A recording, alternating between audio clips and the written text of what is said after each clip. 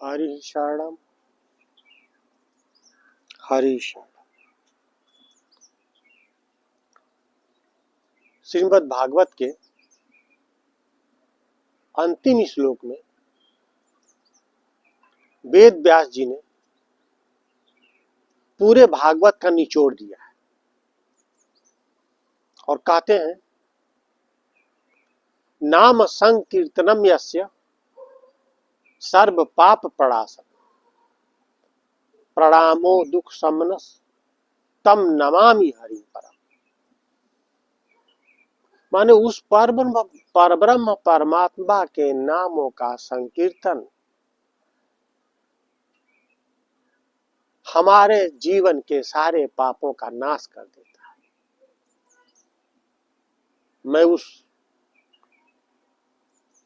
परम हरि को प्रणाम करता हूं जो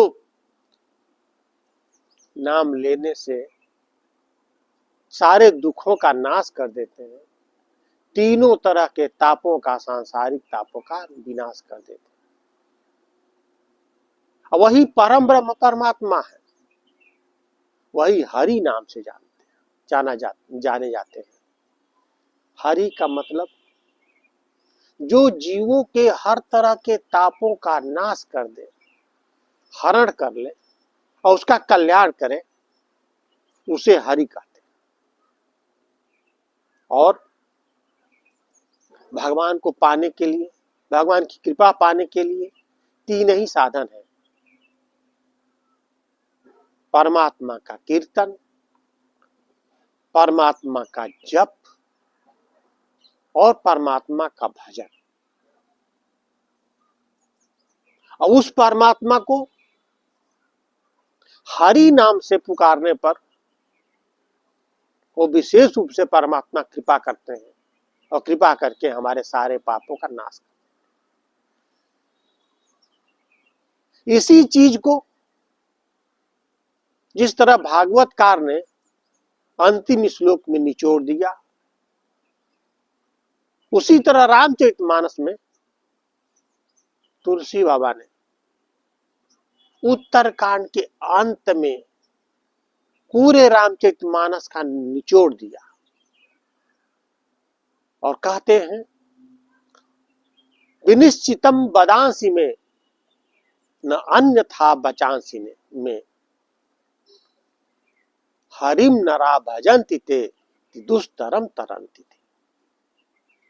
मैं निश्चित पूर्वक बदांसी में मैं वचन देता हूं, मैं प्रतिज्ञा पूर्वक ये कह रहा हूं, न अन्यथा बचांसी में, मैं झूठ नहीं बोल रहा हूं, अन्यथा कोई बात नहीं कह रहा हूं, बिल्कुल सत्य बात कह रहा हूं जो शाश्वत सत्य है। इसीलिए निश्चित पूर्वक कह रहा हूं कि हरिम नरा भजन्ति थे। माने जो व्यक्ति उस परम परमात्मा जो हरि नाम से जाने जाते हैं, उनके नाम का जो भजन करता है, वो व्यक्ति दुस्तरम तरंति थे। यह संसार बड़ा दुस्तर है, बहुत कठिन है। यहाँ पर माया घेर लेती है, मोह घेर लेता है, क्रोध घेर लेता है, काम घेर लेता है, लोभ घेर लेता है, मत्सर घेर लेता है, राग घेर लेता है, द्वेष घेर लेता है, अस्मिता घेर लेती है, अहंकार घेर लेता है, अभिनिवेश घेर लेता है। चारों तरह की नाना तरह की विपत्तियां व्यक्ति घेर लेती है और उसमें इतना वो फंस जाता है कि उसको उससे निकलने का मार्ग नहीं दिखाई देता। लेकिन जो व्यक्ति हरि नाम का स्मरण करते रहते हैं, भजन करते रहते हैं, जप करते रहते हैं, कीर्तन करते रहते हैं, ते दुस्तरम तरंति थे, वो इस दुस्तर संसार को भी तर जाते। इसीलिए पहला दिए कीर्तन। अब कीर्तन किस चीज का करना चाहिए, उसके लिए गीता में भगवान कहते हैं कि किसी व्यक्ति के तीन चीजों का कीर्तन होता है। उसके नाम का कीर्तन होता है, उसके जस का कीर्तन होता है, उसके गुण का कीर्तन होता है और उसके प्रभाव का कीर्तन होता है। जैसे हनुमान चालीसा में तुलसी बाबा वर्ण करते हैं, जय हनुमान ज्ञान गुण सागर, जय कपीस तिहु लोक उजागर। तो जय हनुमान, ये नाम का संकीर्तन हुआ। ज्ञान गुण सागर, ये गुणों का संकीर्तन हुआ। और अंत में कहते हैं कि आपका नाम तीनों लोकों में उजागर है, माने तीनों लोगों में आपका प्रभाव छाया हुआ है, तो उनके प्रभाव का कीर्तन है। और कीर्तन भी किस प्रकार होना चाहिए? गीता में भगवान कहते हैं कि सततम कीर्तयन्तो मां यतन्तश्च दृढ़बता नमस्यन्ति मां भक्त्या नित्य युक्ता उपासते।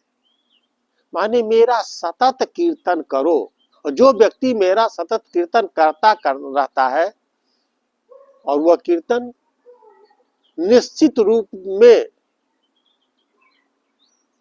दृढ़ व्रती होकर के, दृढ़ संकल्पी होकर के कि चाहे दुनिया की कोई चीज बिगड़ जाए लेकिन हम कीर्तन नहीं छोड़ेंगे। तो इस तरह से जो व्यक्ति दृढ़ व्रती होकर के कीर्तन करता है और मुझे नमस्कार करता है, तो इस प्रकार हमारी उपासना करता है तो स्वतः मुझे ही प्राप्त हो जाता है।